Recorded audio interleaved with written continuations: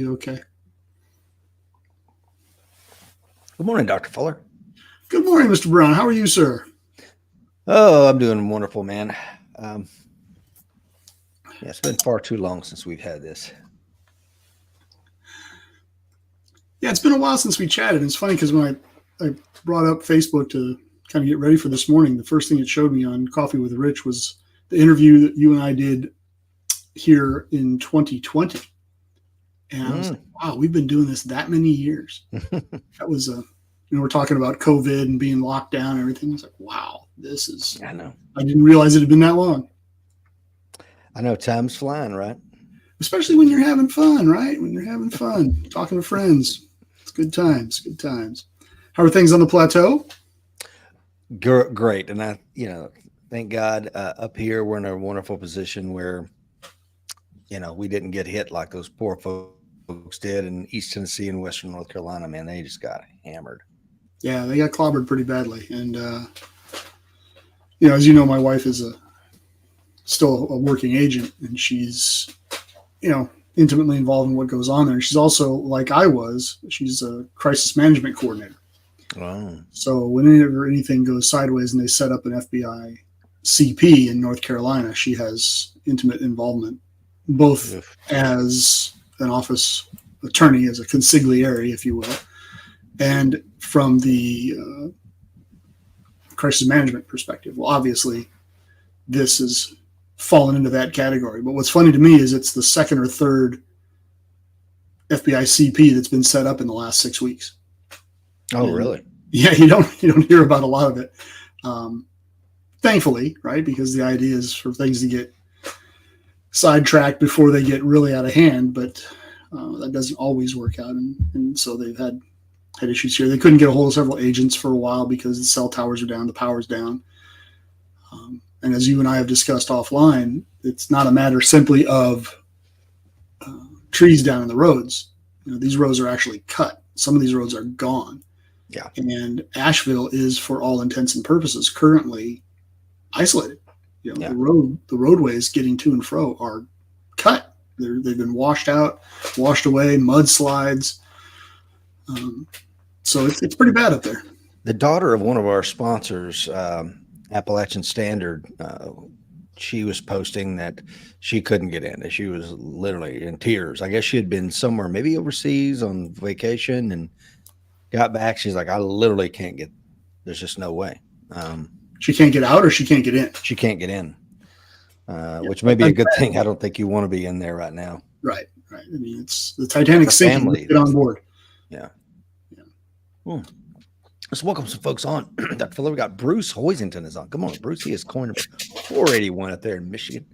Will Rhodes is on. Says, good morning, Rich and Dr. Fuller from Missouri, coin number 2269. Mark is on from Australia. Good morning, Mark.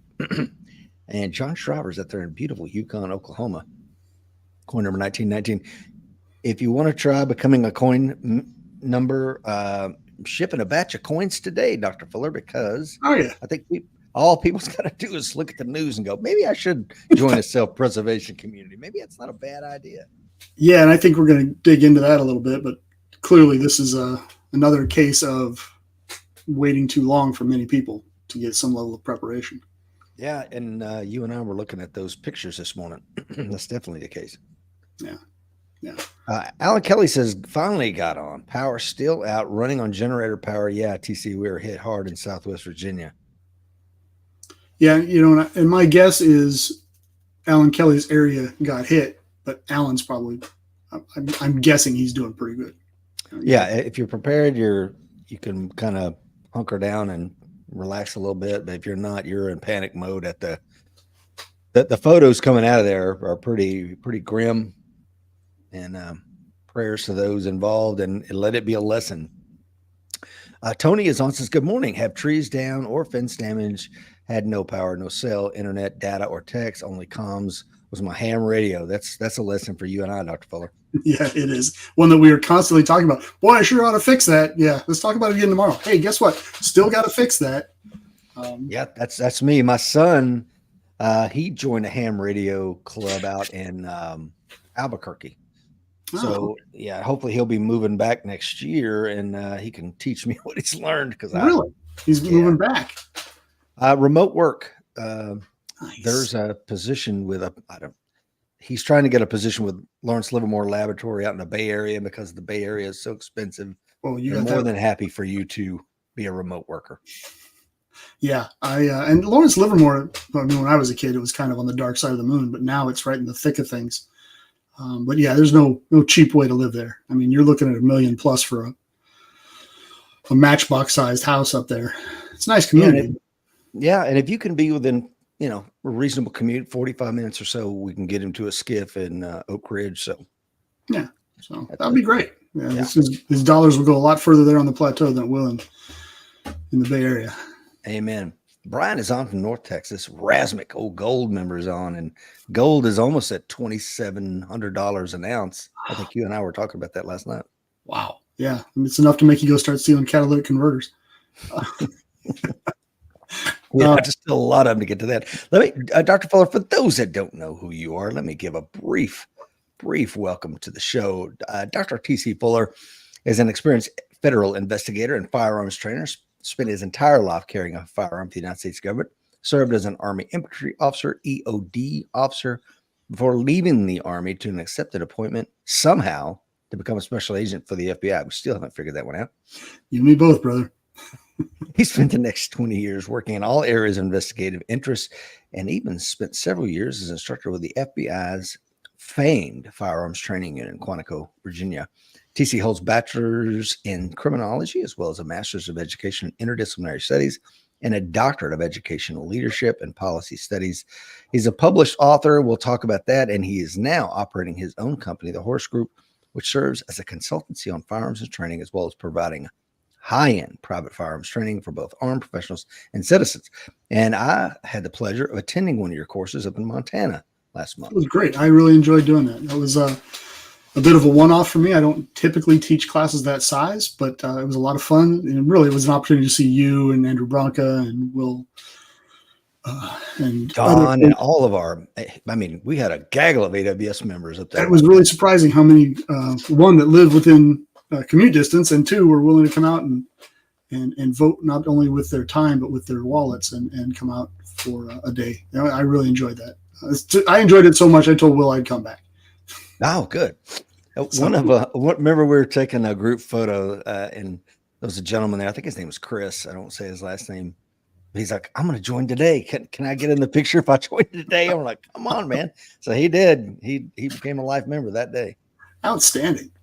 I mean, I get it. We're, in large part, we can be accused of shilling for the organization, but I'm not a joiner. I don't join a whole lot of stuff willy nilly, and I don't associate with, things I don't really believe in. And I'm a life member, and so take that endorsement for what you will.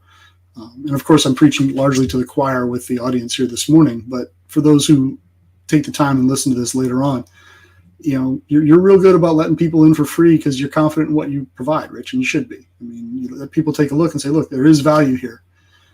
And, you only have to watch the news for 20 minutes and you'll see, there's a lot of stuff that went on up there and is going on up in Nashville that people could have been much better prepared for had they just had a little knowledge. Yeah. They've just taken a little time. Like we often say around here, the more you know, the less you have to carry. Amen. I stole that from you. Let's see. Alan Kelly is on. Said sending you an email later, Rich, about our experience and my contact with 2 suspects on my property last night. Ooh, let's looking forward to that. Guy is on from the Philippines. This is Dr. Fuller in the house. Jerry is on from Knoxville. Jerry, I hope you're doing well and safe, my friend. Coin number 197. Tony says also the 911 system was down. Ham operators manned stations at the EOC and hospital. Don, there we go, from Montana. Good morning, Don. Great to meet you out there. Yeah, that was something when I was the regional manager for disaster preparedness of the Red Cross. I got with the Aries group, and we picked certain high schools. We did a survey on each high school in the state of Tennessee, which took a while, as you would imagine, and a lot of volunteers to do a 6-page assessment of what we could do with these schools. And then the ones that were really in the perfect location had, we had Aries go in, set up a tower, run the radio into the office so that we could use it as a emergency operations center. Nice. Thank God for those guys. Yeah. Go ahead.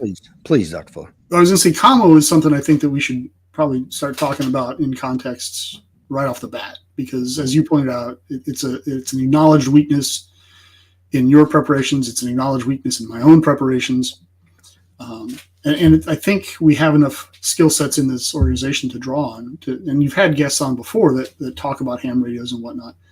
I was talking to one member, Dan Brady, also a former guest, yesterday, and his point about commo, because he's here in North Carolina as well, was he doesn't really feel like he has anyone to talk to, right? So there's nobody on the far end. And I said, okay, I understand your perspective, but here's my perspective on that. I mean, one, he's still on the job. Yep. And if you're on the job in a situation like this, you're going to work, right? If you can get there, they're calling you because it's an all hands on deck event. So let us suppose what happens in your community is what happened in Asheville. And actually it happened all the way down here in Charlotte. The cell towers went down. Yeah. And the ones that were still up got flooded. Same thing we saw on 9/11, right? 9/11, a lot of the cell towers went down and the ones that were left just got crushed. So the net effect is your cell phone comms are out. Well, we are very, very dependent on that. I mean, how many people do you know that still have a landline?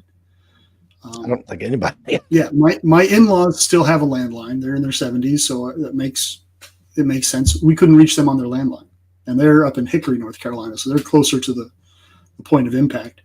Their landline was down. Now, I don't know if that was a power issue or a flooded, saturation issue or what. So, they're only 50 miles away, but my wife is very close to them, and she's very concerned about them, given their age, given their distance, given their proximity to the sharp end of the event.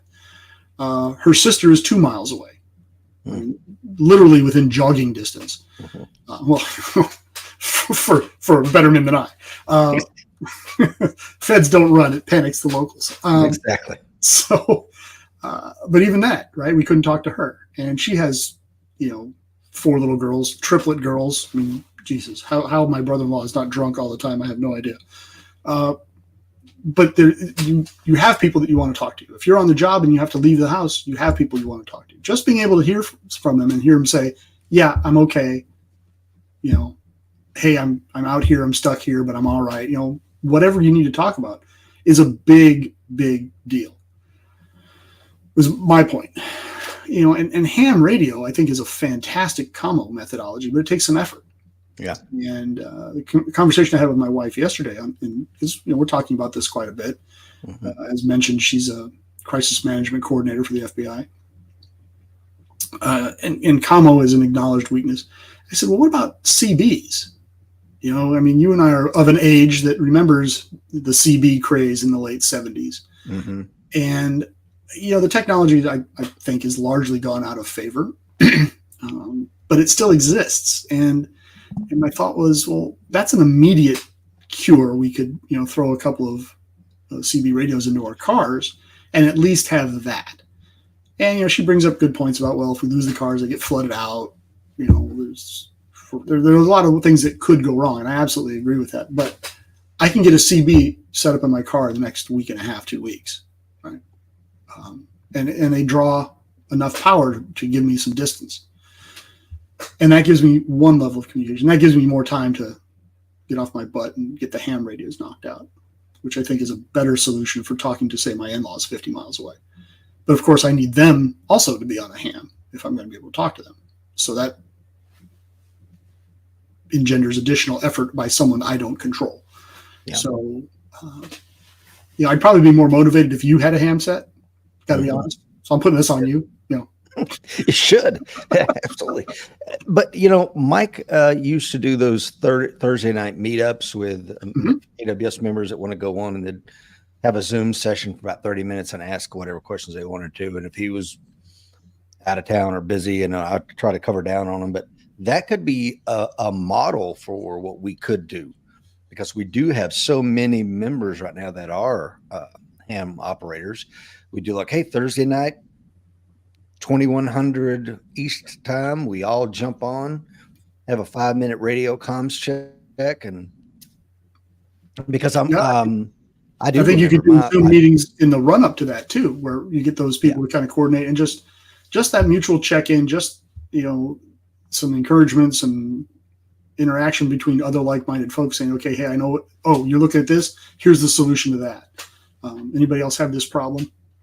Okay, we're gonna go with that. I love this idea. So Tony, I know you're a ham radio operator, and maybe there's some others watching this morning.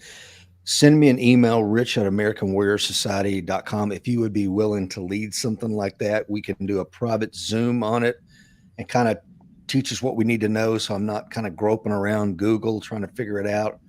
And then once we do a couple of Zoom sessions where we figure it out, then we can go into it. So like a multi-prong attack on it. Like Jerry says, I've got some Baofeng radios. He says he has a ham's license, but yeah, I have Baofengs, and my brother and I request permission to get on some repeaters so that we could talk within Cumberland County. So we were playing around with it. Of course, he had to run back to Key West for a while, but what are you going to do? Tony says, will do. Okay, good. So we got that. I'm excited about that. I can see you and your brother, given that he lives so close, being on CBs as well in your family. Because, look, you want to get the high end, best deal CB out there now. It's under $500 for a car, and the best handheld that I could find was, because I did a bunch of checks, and it's about $165 for a couple of handhelds with a larger whip antenna and a hand mic, so with some accoutrement. So I because commo is just so key. It is for so many things, right? Think about how much we relied on it, whether in the military, law enforcement, you name it, man. It was, if you're not talking, you're not doing it. Right. Shoot, move, and communicate, right? Yeah. That's what you got to do in the infantry, right? And maybe not in that order. Sometimes the best thing you can do is just hunker down and call for fire. Right? Amen. And, with your brother right across the way, that I would imagine multiple methodologies for communicating with him would be very helpful.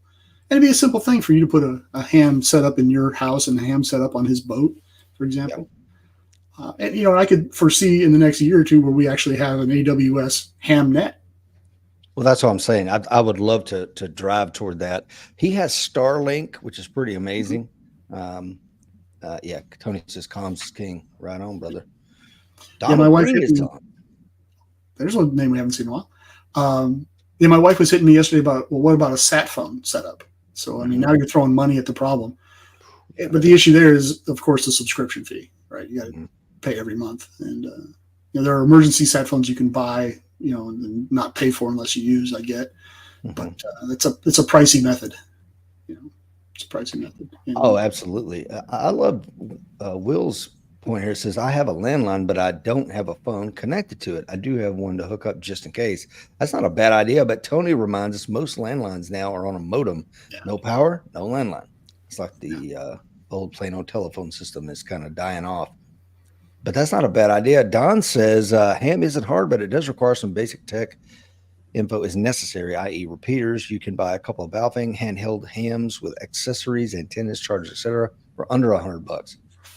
Yeah, and I have a couple of Baofengs. It kind of flies in the face of my latent distrust of all things Chinese. But, the affordability is a factor. And the necessity of it was a factor, right? There are certain things in my house that I went very high end on because I have that option. And because it's a no-fail item. It can't fail in that moment of extreme duress. But other things, I can go a little bit lower end. So, and that the sad part is the ham radio fell into that category because I don't have a license. I don't have anyone else to talk to. But now I got Tony. So, amen. Ted is on. Coin number 1461 says, great topic, one that I neglect. We're all guilty of it, Ted. You're looking at the biggest guy because I know, like I did kind of an AWS assessment on myself recently, and I'm like, okay, I'm doing really good on all this stuff, but my physical fitness isn't where I need to be. So I've been hitting the gym hard. I'm feeling better, getting stronger. I'm like, because if you think the storm is coming, metaphorical storm, or in this case, a legitimate one, right? Then I'm going to be the one going through it. So let me get my physical fitness where it needs to be. So running on these old joints and 3 knee surgeries isn't that fun, but we got to do it. And this is one of those things that to me, it's not going to be fun learning the tech of ham radio. But once we get it where it needs to be, I think as a community we'll be better served, because Dr. Fuller, I'm getting back into studying the lessons of the Rhodesian bush war. And I was watching near the Mozambique border. So they were getting the communist guerrillas coming through their farm all the time. And she was talking about the Agra alert system that they had in place. So the Rhodesian government came around and gave all the farmers, they quartered them off in districts and gave all the farmers radios, CB radios. And every night they'd have a comm check before they went to bed. So they'd all radio check to the local police and army unit, army barracks. Like, okay, everybody's online. Everybody's okay. Everybody hunker down. If you need anything, code 1 and we're on our way. So I think that if things get squirrely, that's not a bad little system they had. She just raved about the simplicity and effectiveness. And South Africa did the same thing. And of course, they did away with it. And you see how that's working out for the farmers now. They're getting slaughtered in their sleep. But honestly, it's that South African experience that motivated me to think about, in a new light, the CB system. Mm-hmm. I mean, it's look, when I was a kid, it was huge in the 70s and 80s. Oh, yeah. And that's 40-year-old technology. It's got to be better now. Mm-hmm. And if you can get a 50, 60 watt system and throw it in your car, I mean, that, gee whiz, I can talk to the world with that. My parents did it. I don't know if yours did. My dad, we had one in every car, and we had a thing in the house. So like it was interesting. We were way ahead of the curve, because in the 70s, my dad would call from the car on the CB. My mom would answer, pick up this and that from the store. And, smart. Yeah. My dad was a trucker. So, I'll tell you what, you spend a few summers as a lumper and it'll motivate you to go to college, believe me. But that's where I saw them, and they worked great. I mean, especially, you get out in the Central Valley of California, it's very flat out there. Maybe you're coming down off the Grapevine down near LA, and you can talk to the world from up there. Yeah. So it's a handy system. And I think it's going to be an excellent intermediate solution for me. Well, Don says instead of CBs for your car, you can go with the Baofeng and a magnetic base antenna to stick on your car. You don't need to have a fixed antenna that people can see. You just put the antenna up when you want to use it. The ham will give you more range than a CB. Yeah, and I absolutely get that, and that's why I say that the ham is it's an interim solution for me. It's a quick short-term solution, and then it'll simply be another layer of the solution, right? The ham taking primacy of place, and that's been a huge issue up in Asheville. Is people are stuck and they can't get help. Mm-hmm. And as we noted from the photos this morning, this is a major U.S. interior city. This isn't a coastal town, right? This is up in the hills. North Carolinians call them mountains. Those of us from the Sierra Nevadas take issue, but whatever. This big ass hills with really small roads. Those of us that have been up there know that, it's those mountain roads. You've been out there, Rich. You live not too far from there. Oh, yeah. I-40's cut. I mean, when I say it's cut, it's not just trees in the road. It is freaking washed out and gone in places. Yeah. And now you have situations where the resources are diminishing because people made zero preparations. And they can't call for help.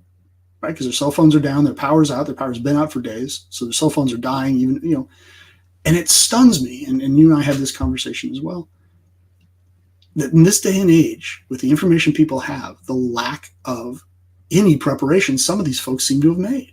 Yeah. I get it. Not everybody can pack up and leave, right? I mean, I may have told you the story that when Katrina hit New Orleans, my foster brother was down there in medical school. And, we always used to muck with each other. And I was in the bureau. I was up in Vermont. So he would always call me whenever we got a big blizzard. Hey, it sucks for you. I'm at the pool. So the second Katrina hit landfall, I called him. I was like, hey, you getting wet? And he's like, nope. So why not? Just I'm in a hotel in Nashville. That's why. He packed up and left. If that's your option, take it, right? Get out. But so many of these people didn't. And then have zero preparation. And so what you see now, as we've talked about on this show numerous times, is a sudden spike in demand for limited and rapidly dwindling resources. Yeah. Right. So what do we see? We see cops stationed at grocery stores, because people are out of food, because they have a day's worth of food in their house. We see cops at gas stations, preventing people from rioting over the limited supply of gasoline. My question is, what are you doing with all the gasoline? You can't go anywhere. So, maybe the people are running their generators on it, obviously. But they're also, for those that were smart enough to have a generator, probably running their cars to charge their cell phones, maybe. I don't know. But nonetheless, there's a perceived lack of gas, and it's not just perceived, it's true. And so people are getting heated about this. And we've talked about this before. People are all friendly and whatnot until their kids get hungry. And then things get sideways. Well, now you have diminished resources, you have increased demand, and the police are wisely in place to keep the rioting from happening. And all of a sudden now you've got serious medical emergencies and worse. But every cop that's at a gas station or at a grocery store is a cop that's not available to come to help you when you call 911, if 911 is even working. Yeah. So there's just a whole cascading list of reasons why you've got to have some level of preparation for a local disaster. And it's not that hard, Rich. I know. Yeah. And I'm sure you saw this writ large as the regional Red Cross disaster preparedness guy. And you said something to me yesterday about how you just saw some patterns repeated over and over and over again. I know Como was one of them. What are some of the others? Just exactly what we saw with the lines at the gas station. As I said, it's not necessarily gas for mobility; it's gas for generators. If it's a winter weather disaster, kerosene is going to be gone, propane is going to be gone. So again, but it's these are easy fixes because most of it is going to be solved within 96 hours. If it's localized, if it's a nationwide event or a southeastern event or something like that, it's going to take more time. But I mean, something like Asheville, they'll get a road open and they'll get more gas. The gas trucks and the power line folks will probably be the first things that are led into town under guard.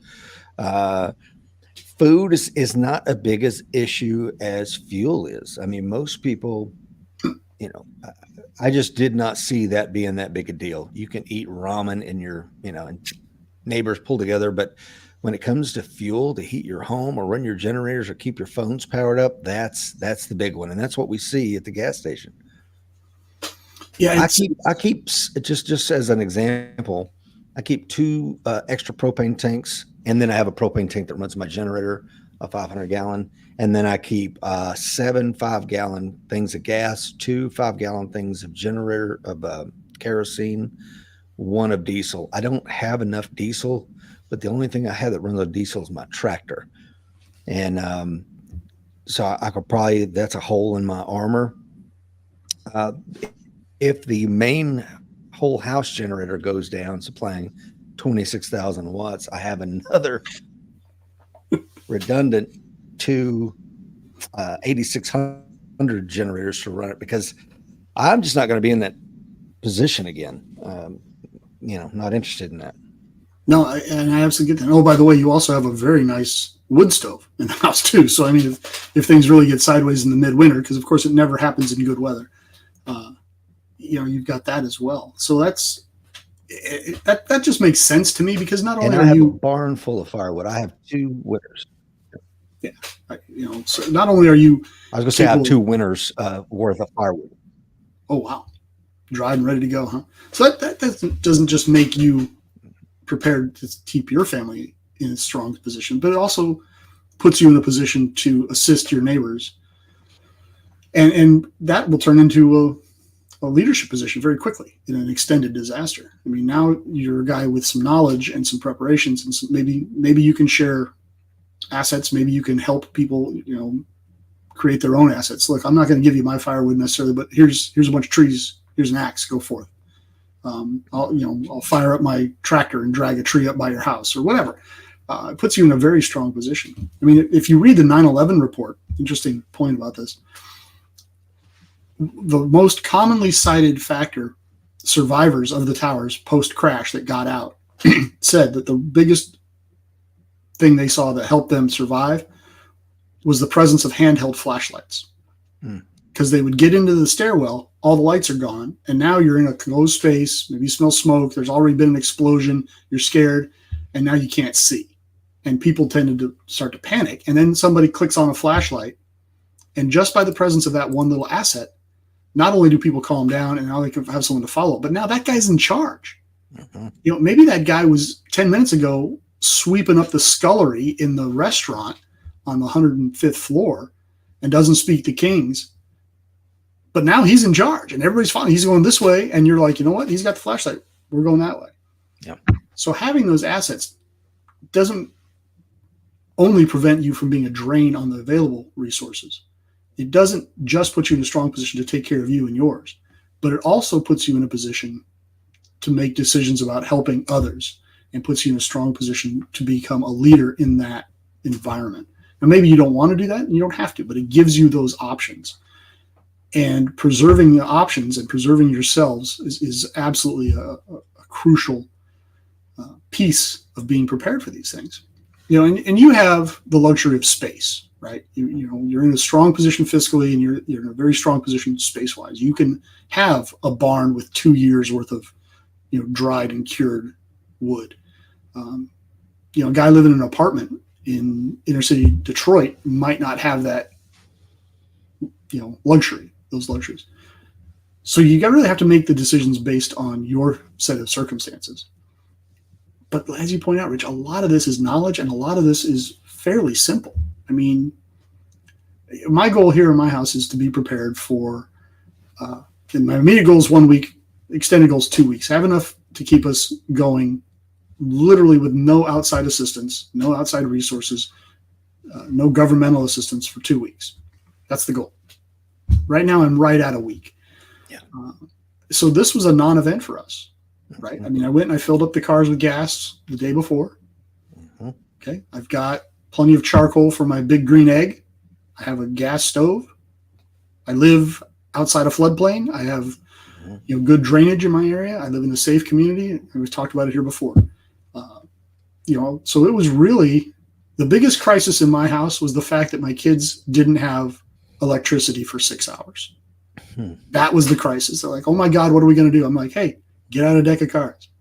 100 years ago, people didn't have any electricity. Go outside. Oh, you can't go outside. It's raining. Okay. Build a puzzle, work on your homework. So that was the big issue. And I got a lot of people that called me. I'm sure you have as well, that checked on me. Hey, are you all right? You all right? Because they don't understand kind of where we are relative to where the impact is. I'm like, yeah, this is a non-event for us. Yeah, it really is. And that's what a little bit of preparation can do. And it goes a long way. It does. It goes a long way. It does. And having good knowledge and, I have neighbors that I think by and large were not ready for a significant crash, which, we didn't have here in Charlotte. It wasn't a significant crash, but they're good people. I think they're willing to be, pulled together as a community. I just don't think they have any level of preparation. Well, a lot of people, I think at this particular event, thinking specifically of Asheville, also really is a paradigm disruptor for the whole. I'm just going to bug out. Well, if you bugged out 48 hours prior to the event, then you made the right move. If you're trying to bug out now, you ain't going anywhere. 48 hours. So think about that for a second. Like, okay, if that was my plan, I can't get out. And I'm not ready for a bug-in situation. Now you're in trouble. You're in trouble. Yeah, exactly. I mean, if your plan is to bug out, then bug out. But it's not a really good plan. Left a bang event, Right. Yeah. The best way to win a fight is not be there when it breaks out. Right. Best way to survive an ambush is don't be there when it happens. So yeah, if you have those resources and you have the ability. Now, some people simply don't. They don't have that, and you kind of have to plan for your own individual situation. It was the same thing I talked about in that class that you came to. It's like, look, we'd all love to be Mike Seeklander and have that sub-second draw and that 1.5 second bill drill and shoot to that level. But the reality is, most of us never will. Most of us can't. Most of us shouldn't plan our self-defense situation on us being Mike Seeklander, right? You got to plan for who you are. Maybe you got a bad knee. Maybe you're 150 pounds overweight. Maybe you have a whole litany of medical conditions that prevent you from doing certain things. That's fine. I mean, you should do what you can to fix that, obviously, but you've got to make your plans based on your reality. And if your reality is, I can't leave, then you need to plan accordingly. But you got to plan. For the love of God, plan it. Take some kind of preparation. I mean, I don't have a huge piece of land here, but I've got a couple of, cheap plastic, not Tupperware, but the bins, and I've filled them up with some stuff and thrown it up in my freaking attic. It's all dry goods and toilet paper, right? I mean, it just sits up there. It's not hurting anybody. A good friend of mine always says, it doesn't spoil and it doesn't eat bread, right? I don't have to feed it. I don't have to worry about rotting. And, it's the classic, in case of emergency, break glass. And I literally, it took a year or two to, buy a couple of pieces here and there every time I went to the grocery store, threw it in the bin. And now I've got, 2 weeks worth of food for picky little kids.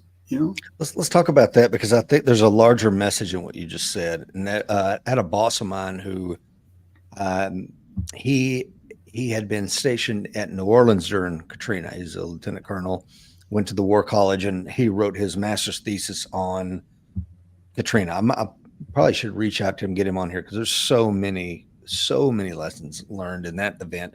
But for him as an individual, one of the ones that helped him was the Marines were able to get out of the area, but he had to leave a lot of stuff behind. So they had all the bins, like you said, and they put them in the attic, like you said, above the water, just in case the levees broke. They did, but they were up in the attic. The roof was penetrated.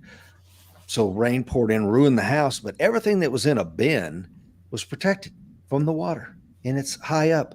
So if you have that ability, and if you have an attic space, do what Dr. Fuller's telling you. Some cheap Walmart bins, because what they did was a lot of the electronic devices they didn't want that would be completely destroyed. They put them in their family photographs, etc. Things they couldn't really bug out with. But you can throw them in a bin, but you got to buy the bins pre-event. Right. This is one of those things. Think the problem through before you have to get in that moment. And so go down to Home Depot, pick up a bin, $15-$20, bring it home. Mm-hmm. And every time you go to the grocery store, buy your regular groceries, and then buy, 2 for $5 Berea freaking angel hair pasta. Throw it in the bin. Mm-hmm. Look, that stuff won't last forever, but it'll last functionally forever. I don't know which goes first. Those are the Twinkies, but one of them is going to be there. When the world ends, it'll still be there. And just do that. Buy the bin. Buy it, fill that bin, buy another one. And I'm telling you, an extra $20, $30 into your, weekly or bi-weekly grocery store trip is not going to bankrupt you. You're not going to be ready tomorrow when things go sideways. But imagine, all services are out and you've got a 25-pound bag of rice. Yeah, you're not eating well, but you're eating. You're not eating sawdust and dandelions. Amen.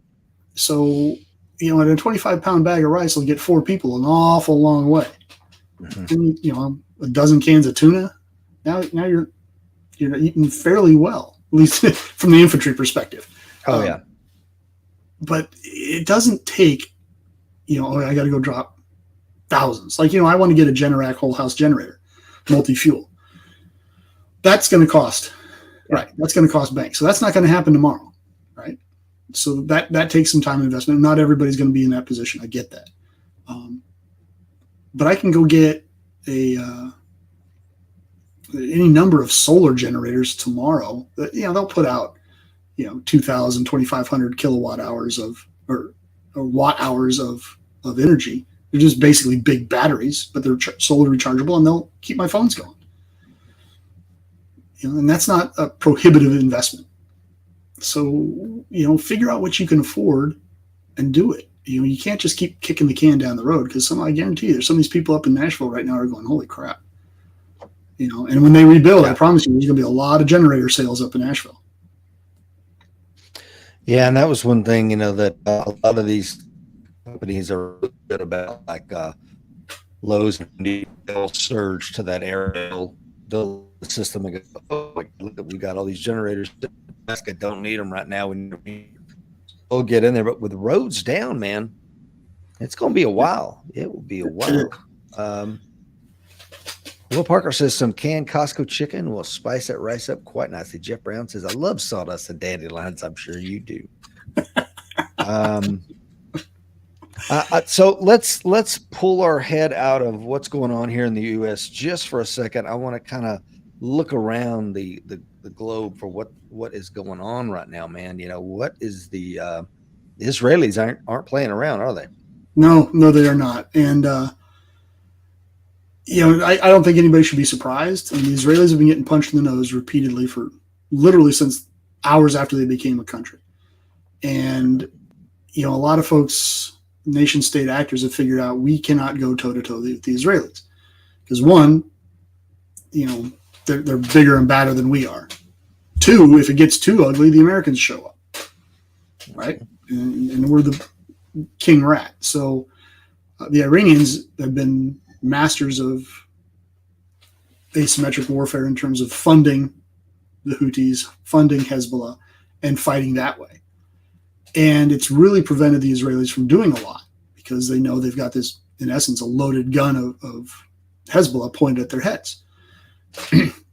Well, now they have crushed Hezbollah. And look, is Hezbollah going to come back? Maybe. But my God, they've taken out, Hezbollah has admitted to 7 or 8 senior leaders, including the head of Hezbollah and the head of his security detail, went up in the same bomb. I guess it's all well and good to have a bodyguard until somebody drops a Mark 84 on your head. But this level of decapitation is unprecedented. And I don't know if you've seen this as well, but the U.S. took out some of them as well in Turkey. CENTCOM did a press release here in the last couple of days that said, yeah, we smoked a meeting of these guys as well. We went very low key. But, not only does this remove an immediate threat to Israel, right? Because they've killed some of these. Some of these guys, some of these guys are decades they've been hiding from the Israelis. Yeah. These guys caused problems 10, 15, 20, 30 years ago, and they're still roaming around. And they've, in the last, since basically the 20th is when the Israelis kicked this off. Mm-hmm. They've just smoked. Well, the infographic you sent me showed 17, 18 guys of their high level leaders. So not only does that take the Houthis, take Hezbollah out in the immediate short term, but it takes that gun out of the Iranians' hands. Oh yeah. And so if the Iranians want to respond now, they've got to do it themselves. And that opens up a whole lot of potential here because are the Israelis now going to go after the Iranian nuclear facilities? I'd be surprised if they didn't, because the Iranians. What's that? Why not? Why not? Right? Because the Iranians' choice is let it happen or come back in a full war. Well, that of course causes a problem that they just won't ultimately win. They may feel good about themselves for smacking the Israelis around a little bit, but that won't last because the Israelis are going to smack back and then we'll show up. And now you've got B-1s flying over, B-52s flying over, and they can't survive that. They won't win that.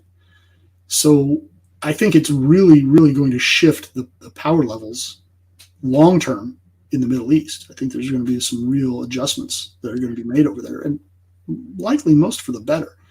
Yeah. Well, let's talk about yesterday. I haven't seen anything confirming it this morning, but last night when you and I were texting, it looked like they had killed Assad's brother in a strike inside of Syria. And I don't know if you've seen it because here in the West, they're not really showing it, but hundreds of thousands of cars in this massive traffic jam trying to get out of Lebanon into Syria. Shocker. But that's another one of those things for preparedness situation. Let's say, they're swacking in your neighborhood. You don't want to be there. Right. And not only if you're a potential target, but if you're just a collateral damage, right? Because that Mark 84 lands on your buddy's house next door, it's going to knock yours down too. Yeah. And they've got to be just on the verge of panic because all of their trusted internal communication systems they can't trust. Right? They all just blew up. Let's speak to that, man, because I think that's one of the most brilliant asymmetric warfare hits I've ever seen in my lifetime, maybe in the history of warfare. But it also speaks to how amazing the Israeli signal intelligence is, cyber warfare intelligence. And then you've got this hit with pagers and radios. Talk about that, Dr. Fuller. Yeah, that's just genius. I mean, the first thing that happened there, of course, we were all wondering, did they just overheat the existing batteries? And did those lithium batteries just get overheated due to software hacks and then blow, or were they actually rigged? I'm leaning towards rigged batteries. I'm really leaning towards they put PETN in the batteries and then heated them up. So I think the batteries still had to function, obviously, because these pagers and whatnot still worked. I read it was like 1 to 2 ounces of petin or something like that. Yeah, I think 1 to 2 ounces might be a little heavy. I think it's probably measured in grams. Okay. But I think, look, a hand grenade has 150, give or take, grams of, typically RDX, Comp B, something with a fairly high percents that's going to hit pretty hard. Petin isn't as stable as RDX or Semtex. It's a component of some of these better explosives. But it's used in det cord, for example. So it's easier to kick off. It's easier to start exploding. And as most of the regular viewers here know, I used to be a bomb disposal guy. So I think what they probably did was they took the batteries and they rigged them up with low levels of petin in them, or a petin-like substance that would be sensitive to heat, and are easier to kick off with the temperature that they could get those batteries to achieve with a software hack. Because obviously this was a software hack, because all those pagers went off at the same time, right? And then the next day, or 2 days later, whatever it was, then all the radios went off at the same time. And we're talking thousands. So you rig the battery up, you put a couple grams in there, and it's enough to cause a significant detonation, right, of the device. And is it going to kill you? Well, if you've got it in your pocket and it's sitting on your femoral artery, yeah, it might. It's going to open that artery up. But even if it's just sitting on your hip, it's going to cause significant damage. And one of the things we know about asymmetric warfare, thank you, Chairman Mao, is it's better to wound them than it is to kill them, right? Because that wounded guy puts additional strain on limited resources. And oh, by the way, it just marked everybody as being a member, right? You've now got a brand, if you will, because you've now got a bunch of scarring. And now you're in a hospital with all your buddies. It makes it real easy to figure out who you are. So you just have to take pictures of these guys going in and out. And they're like, oh, okay, we knew those 4 guys were Hezbollah, but now we know that other 2 guys are Hezbollah because they had pagers. It's a brilliant move. It's absolutely brilliant move. I think it puts all of us now at risk for getting exploding pagers and exploding phones later on, but such is the way of the world. But it also, think about the distrust that sows. Right? I mean, how do you trust your communication officer from here on out? You're the one that gave me that freaking pager and it blew up. And you're giving me a new pager? Screw you. I'm not carrying that thing. The last one you gave me, how do I know this one's not going to blow up? I mean, the level of distrust. And of course, now your entire communication system, which was built on pagers to avoid Israeli interference, is gone. Because all your pagers blew up. So you literally have no more pagers. So you have no communication system. All your radios are gone. So it wipes out your communication system in the short term. It makes you distrust the guy who's in charge of your communication system. And he's going to show up next week with another. I mean, someone's going to order a whole load of new battery-powered radios and pagers to replace these. Is there any reason to think the Israelis aren't going to track that shipment as well? And do the same thing again in 6 months? They certainly could. But if everybody I know, including me, has had my pager explode, and then Abu Rich Brown shows up with a new pager, says, oh, here's your replacement pager. I'm like, nope, not carrying And they went to pagers because they thought it was more secure, right, and safer, and they blew up. Now, here's the next thing. Okay, the pagers blow up. I think it was the next day or day or two later, the walkie-talkies blow up. Now let's say, okay, we're not trusting any of that. We're all going to have to meet in person somewhere. Perfect. I got a JDAM for you. You know. And what happens, right? So you've largely incapacitated the rank and file. Right? Now imagine you're back in an infantry battalion, and you've taken 75, 80% casualties across your battalion. Now all your officers, first thing they got to do is get together and we got a plan. We got to figure out a response to this. We got to figure out, we got to rebuild our communication system. But that means a staff meeting. Right? I mean, that means the battalion commander's holding a meeting. And as you point out, that's great. You just created a target-rich environment with the surviving ranking members. And what has happened then? It's a brilliant Brilliant It'll strategy. be Really, and studied it's worked. forever. Yeah. It's worked.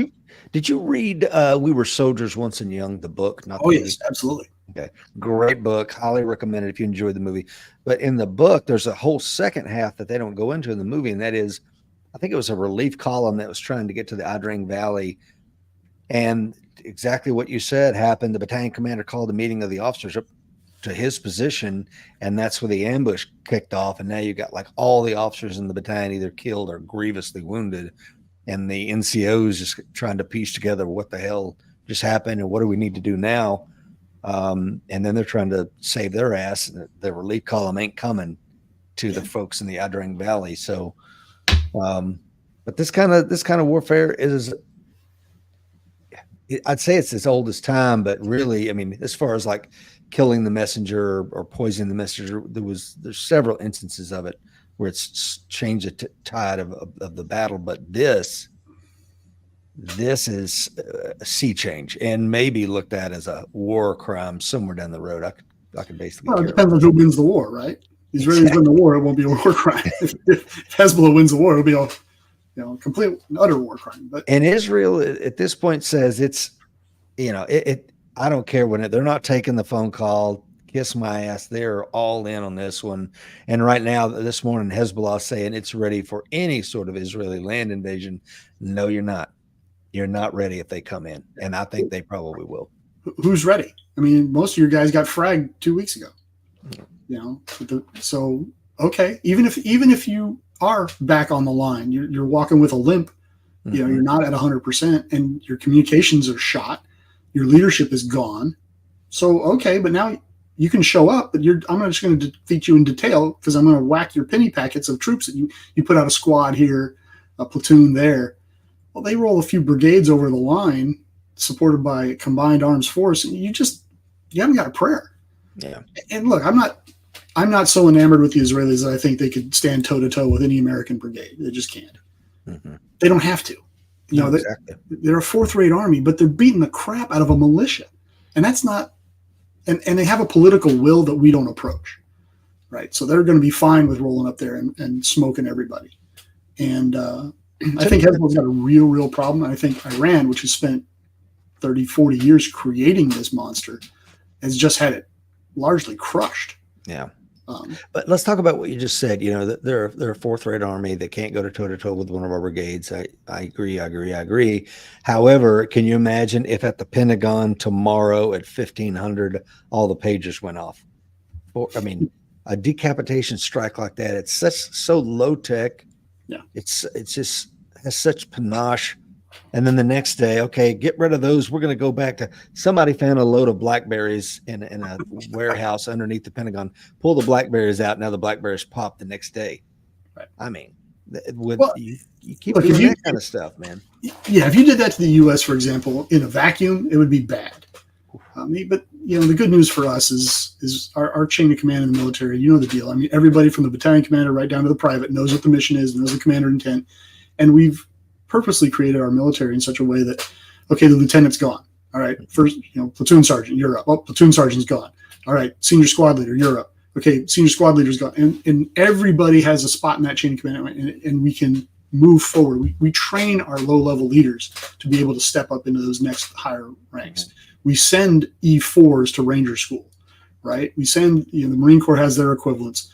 We send these guys to their leadership training. And think about that. Before you ever stood in front of a platoon, how much leadership training had you had? Oh my God. It was, I spent probably a third of my time in the military in schools. And I was not an exception, right? Mm-hmm. And we do that because of things like this. So yeah, it would hurt. But now imagine you've done that to a militia that doesn't have that training, that doesn't have that leadership experience, that doesn't, that's brutal. It's debilitating. And now you got hit with that jab, and now here comes the right hook of armored columns rolling across your border. Oh yeah, you're not gonna have time to recover. Don Bothwell says they're going to have to go back to runners and couriers to handle messages. Yeah, and that slows down the communications and by proxy the operational tempo.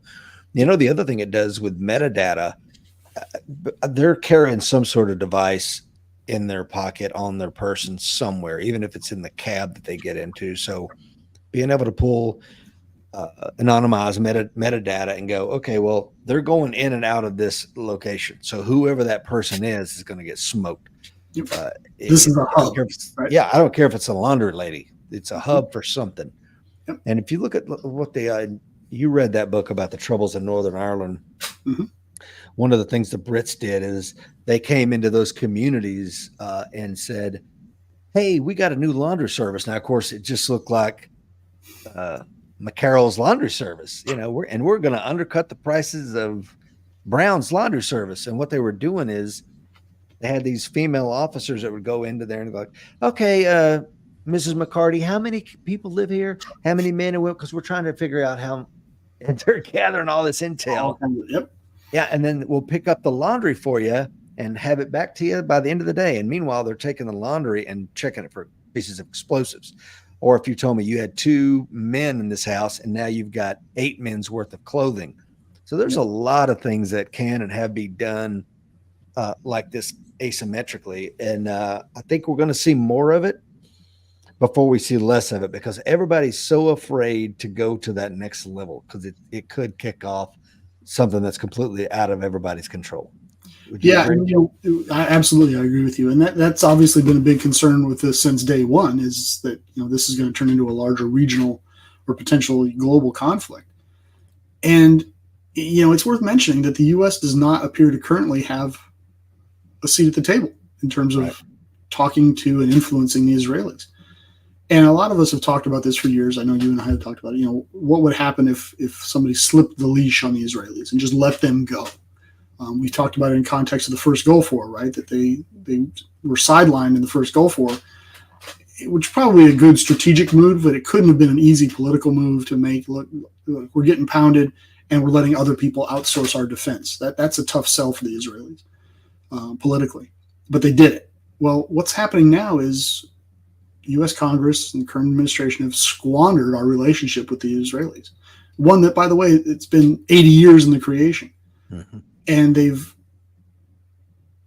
let it go away. And so now we have almost no influence on, at least no obvious influence on the Israelis. And, your metaphor of he's not taking our calls is well played. I just see at this point, Netanyahu, his government are just, they're making decisions based on the best interests of their country. And you can't fault them for that. But as the world's de facto global police force, that has to cause U.S. Strategists, if there are any left, real cause for concern that the Israelis are doing things that could very well drag the Iranians into a shooting war. That is going to cause problems because the Iranians have their allies. They have their patrons that are larger than they are, and that could easily drag them into a larger conflict. And of course, if the Iranians get into a shooting match, we're probably going right there, right off the bat. So that really could cause a problem. But Netanyahu doesn't care. And it's not like, our current president is going to call up and say, look, we've got a bigger overarching strategic global mission here, and this is the direction we need you to go, and we really need you to do this, but not do that. I just don't get the sense those conversations are being had. And, Iran became a member of BRICS this year. Now, I don't know what kind of security agreements, if any, if it's just an economic agreement. I don't know what that agreement looks like. But again, I think we're on and again, not to be hyperbolic, but I think we could be, the seeds are there for a global conflict if this thing goes. And I think that's what everybody's, and recently Putin has been very clear. If those HIMARS slam into, Mother Russia, I'm going to consider that attack by NATO and do what I got to do. So, and who do we have? We don't even have the B team. I don't even know who's in charge right now in Washington. I mean, what has President Biden said as he toured the affected areas in Western North? Oh, he hasn't. Who's in charge right now? Yeah, that silence is kind of deafening. And I get it. It's not people's main concern right this minute, but it will be very quickly. And it's not going to be long at all until somebody says, where is the federal government in all this? Where are the feds? You and I were talking before the show about back in the green room over M&Ms about bridging units, military bridging units, right? And you told me something I didn't know, that the Marine Corps got rid of all their bridging units. But clearly this is a time where you need some military bridging units to get up there and bridge these washed out roads and throw bridges over some of these raging rivers to get supplies in there so that they can recreate the infrastructure as a long-term solution. But you need federal involvement. Let's talk about that, because when that right there, it just blows my mind. They got rid of tanks. Okay, maybe the Army has more tanks than the Marine Corps, and we can get some from them. I don't know what the thought was on that, but the bridging units, because again, General Berger's position was, I'm going to set us up for the Marine Corps 2030, and the Marine Corps 2030 is going to be at war with China. I'm like, okay. So bridging's not important in China. Well, look at the topography of China relative to, say, North Korea and South Korea. Similar, okay? And what really won the day a lot in North Korea in our fight during the Korea War was bridging companies. I mean, you had they're trying to get out, and the Chinese had taken out one bridge, and it stopped everything. And even the bridging company couldn't solve it, so they had to fly in and make drops of everything, and they had to build a bridge while they're getting attacked. And then here we see domestically just how important they are, and to just throw them away doesn't make any sense.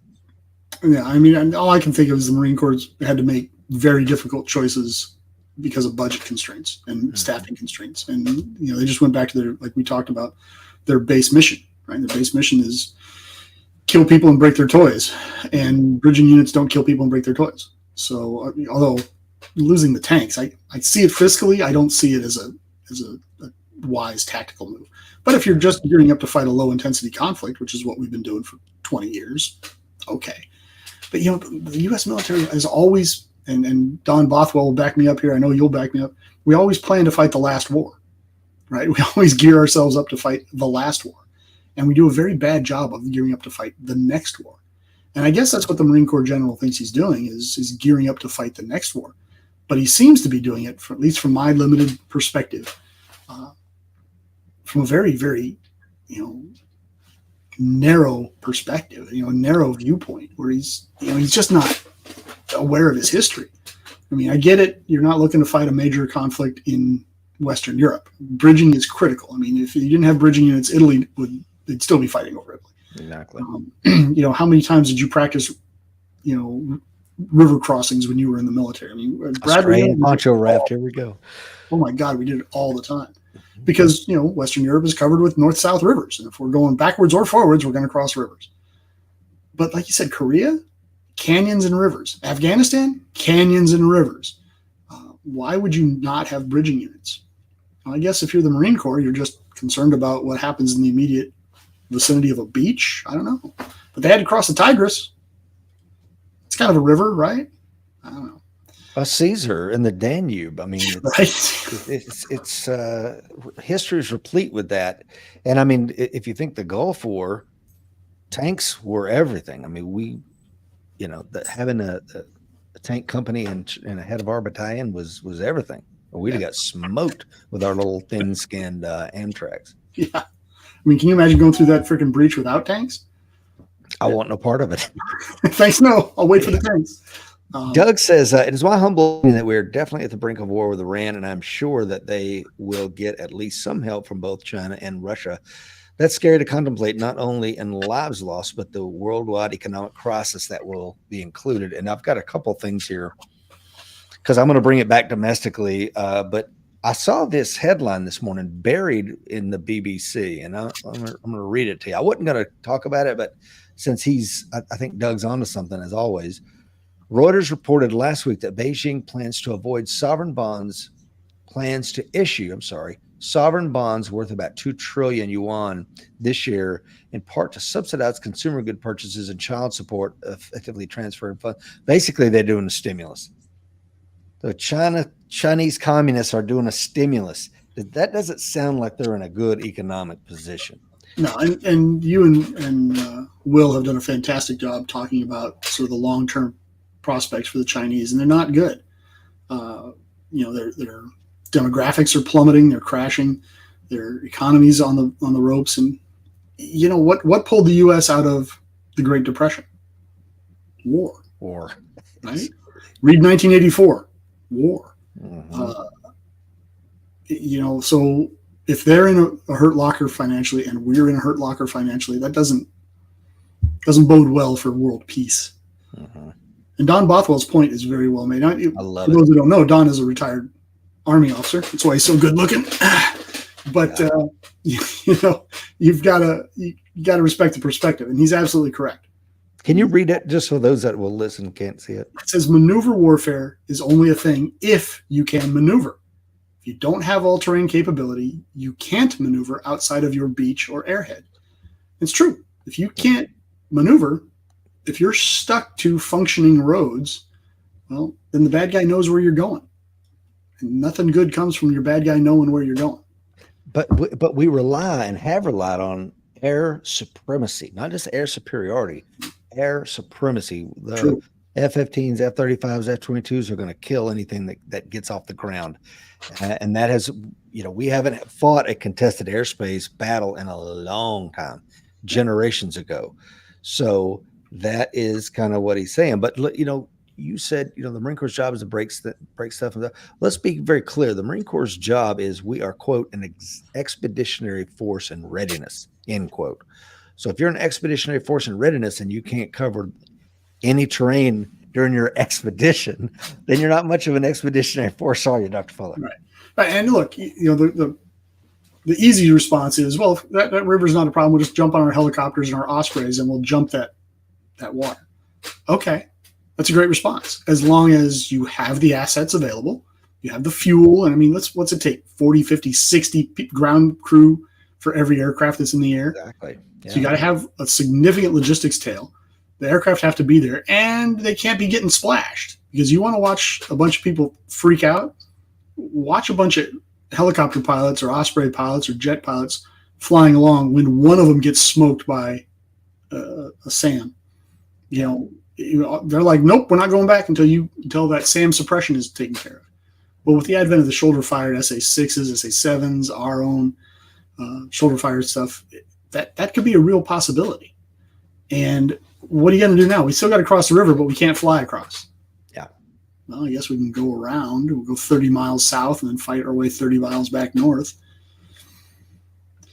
Not the most judicious use of assets. So, yeah, I don't understand the tactics and the strategy behind it. I'm sure it has a fiscal element that's overriding. Let's talk about something else stupid, since we're beating up on the Marine Corps this morning. They got rid of the battalion Stapleton surveillance target acquisition platoon, so the battalion sniper platoon. So now the battalion commander's hip pocket surveillance assets and targeting assets completely gone. And I'm like, that's what the Marine Corps does, long range marksmanship. And you just threw it away. Now the bridging, okay, let's say it's expensive and we don't need it that much and we can pull it out of mothballs. I don't know what the thought is. Tanks, big, heavy, expensive thing, but frickin' snipers, that's not expensive. Yeah, and now answer this for me, because I don't know the table of organization and equipment of Marine Corps units probably as well as I should. In the Army, a typical Army battalion, or mech infantry battalion, you will have a scout platoon.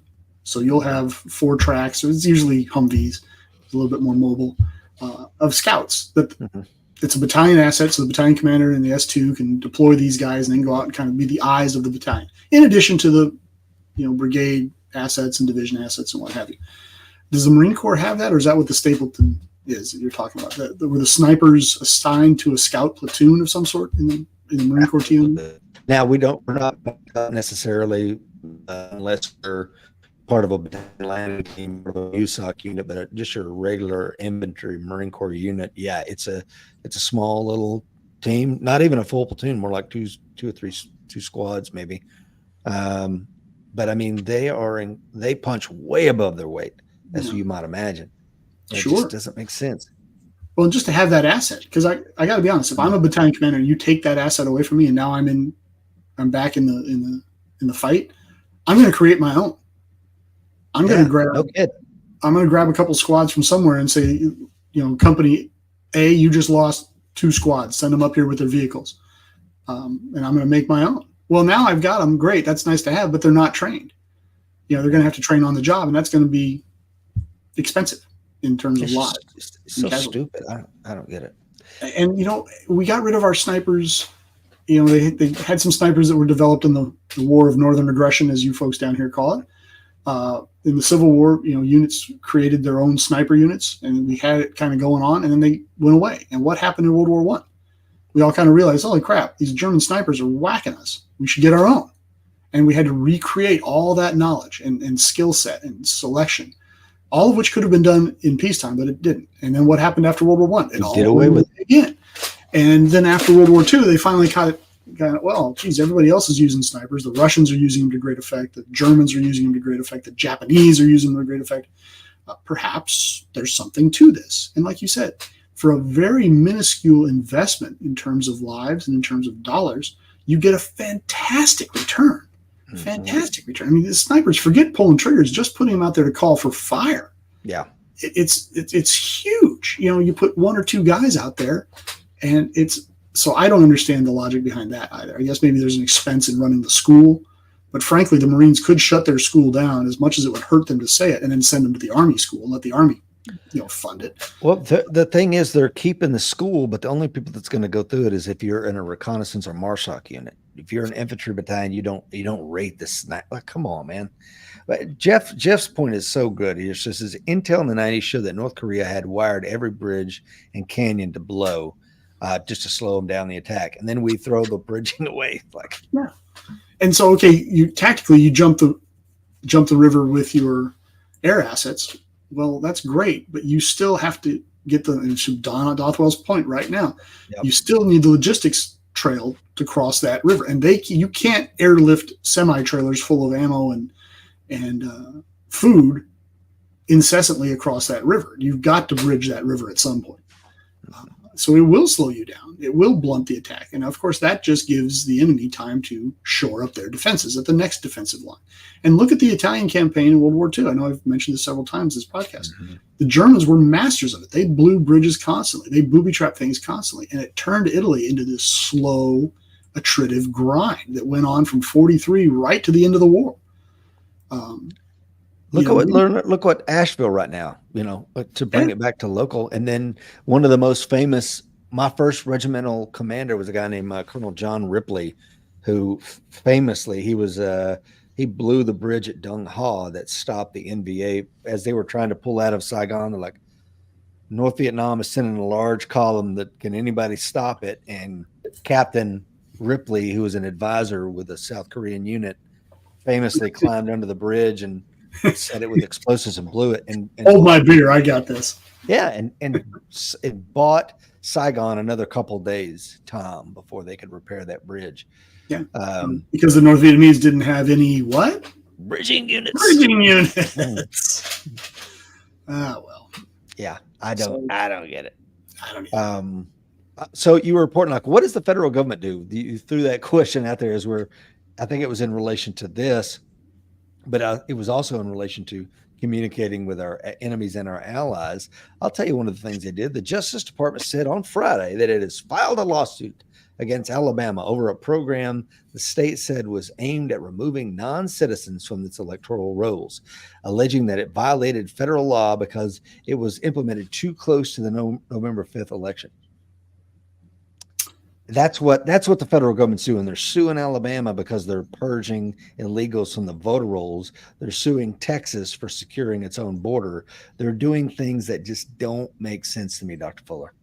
Yeah, and they don't make sense to me either. I mean, the question you always have to ask is, what's the desired end state? What are you trying to do? What are you trying to create?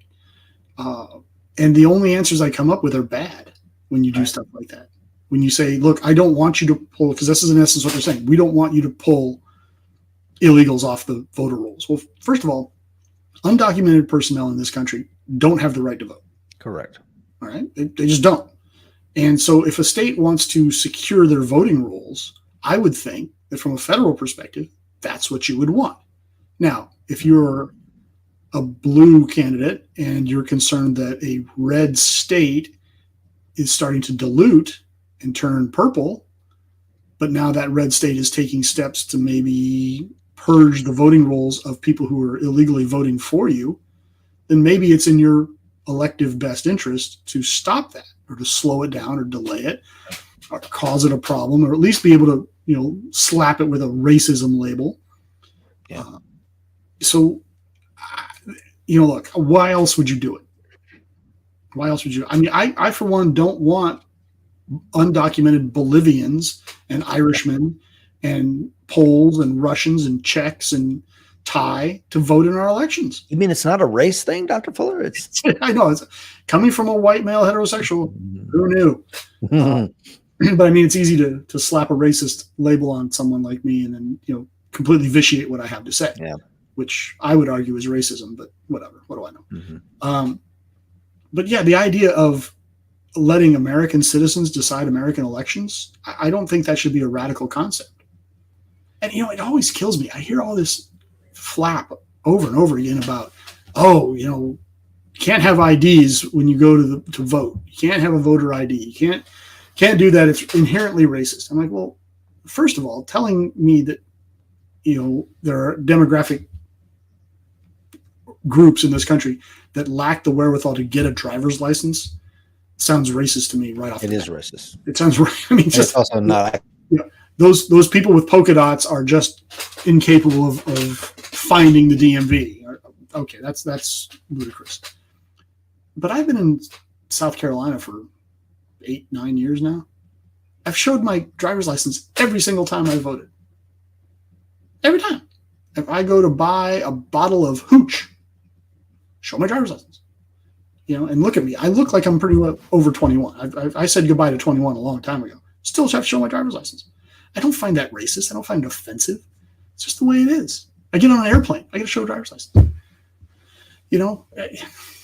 They're just trying to keep control over who's voting. Not to saying what you have to vote for. Or, look, vote one time and be gone. Okay.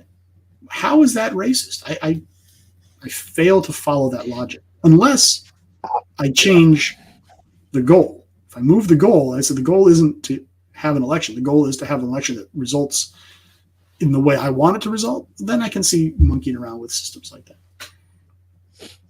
Yeah, I think where I'm going with this is, as you see governors like you had Governor DeSantis recently, like, we're going to take over the investigation of this shooter in Mar-a-Lago, and then you have Governor Abbott down in Texas. Yeah, I don't give a shit what the Biden administration does. I'm going to secure my borders for my people here in Texas. You have Alabama.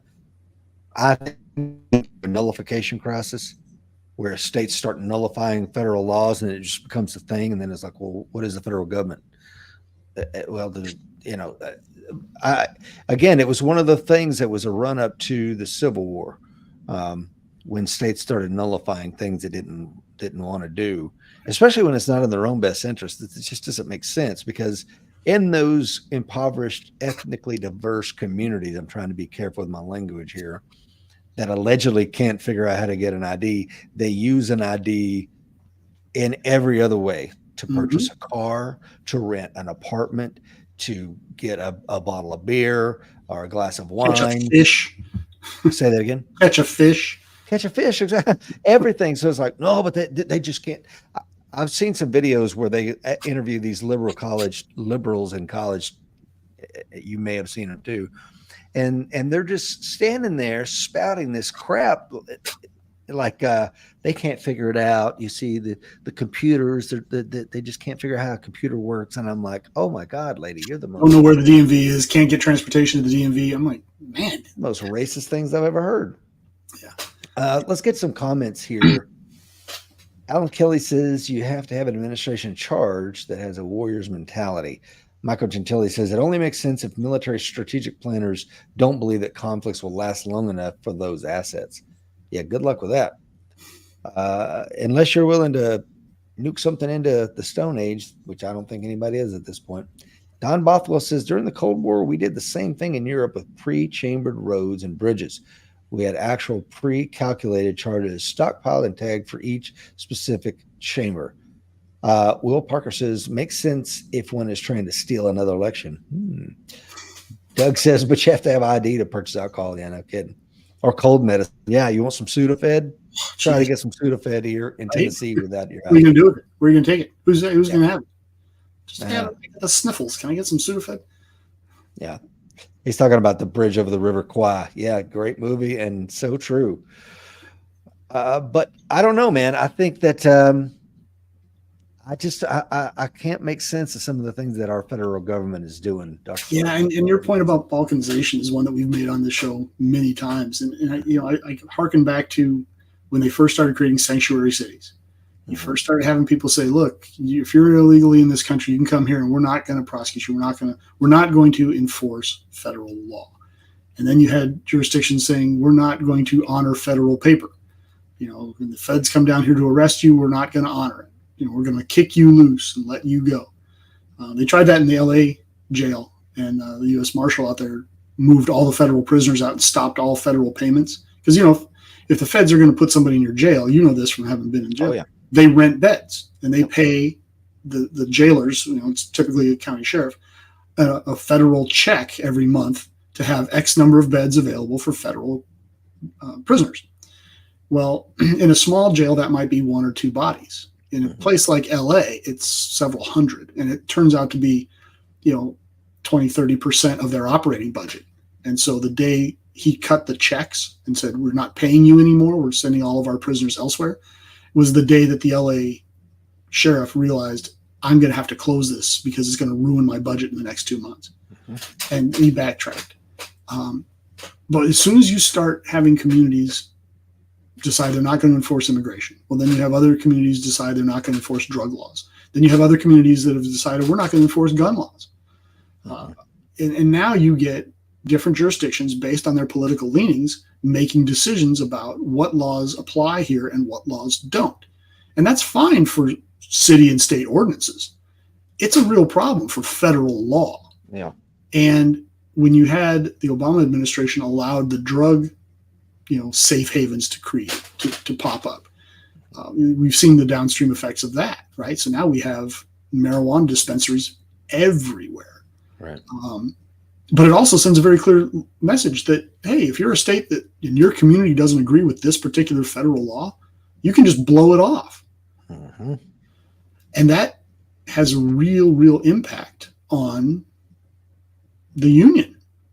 Right. And we've complained about this on the show again before, where you say, look, if I'm driving across country and I've got a gun in my car and I've got my cousin from Guadalajara, how many different jurisdictions are we violating the law in? And how many are we not? Or are we going to get arrested here? Oh, but we just crossed this county line into that county line, or this state line into that state line. How is the average citizen supposed to know all these laws? It's ludicrous. And at some point, people are just going to become completely disenfranchised and just say, screw you. I'm going to do what I want to do. And, we'll let the cookies crumble as they may. But it has an overall weakening effect on the sense of this is one nation under God.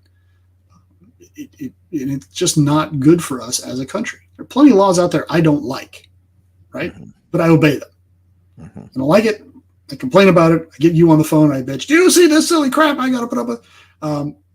But I obey them because it's what we do, right? We're laws people. We're rules people. Well, let's talk about that because But at what point do we stop? If it's punishable by fine, it's legal for a price. That's what I'm training my kids. Yeah. You've said that a lot about your driving.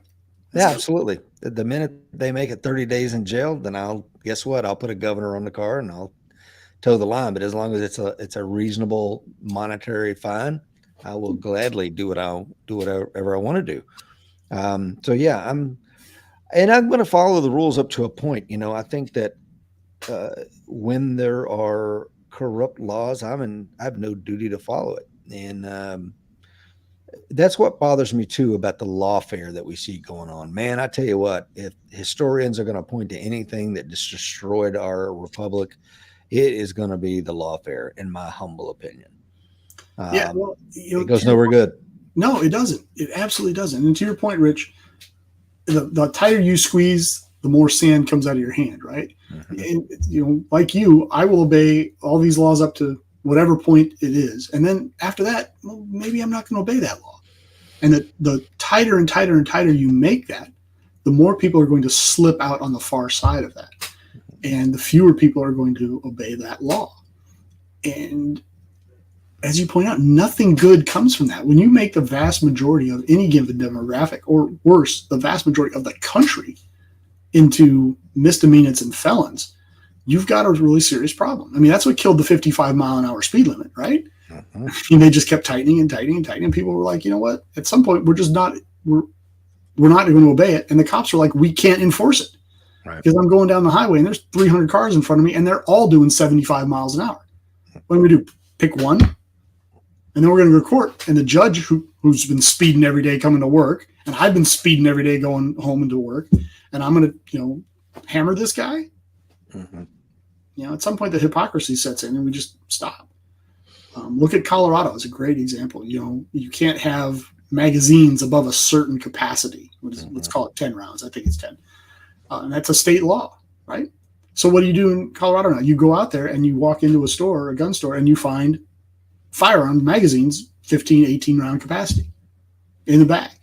And you go to buy it, right? Which under state law is illegal. You walk up, the guy at the top cuts the bag open, pulls it apart, pulls the magazine, disassembles the magazine, puts it back in the bag, hands it back to you. Now you've just bought a parts kit.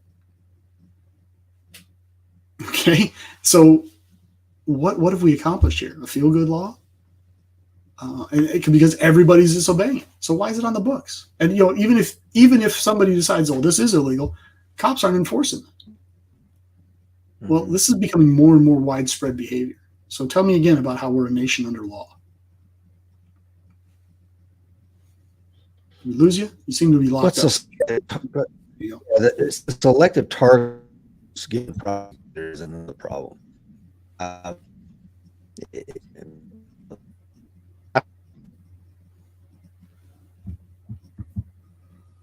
Yeah, you're breaking up badly. Maybe it's mine or not. I can't tell. But I lost you audio wise, and your image is moving every few seconds.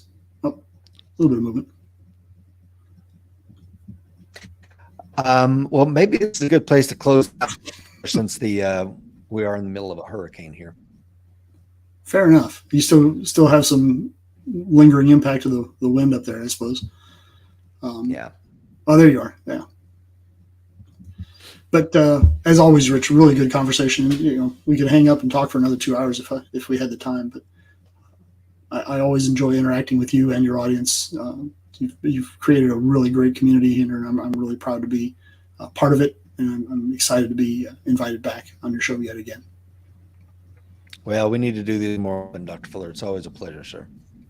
Pleasure is entirely mine, Rich, and I'm all for talking to you. And I can't tell you how important the motto of the show is, right? Because the fight is coming. You should be ready.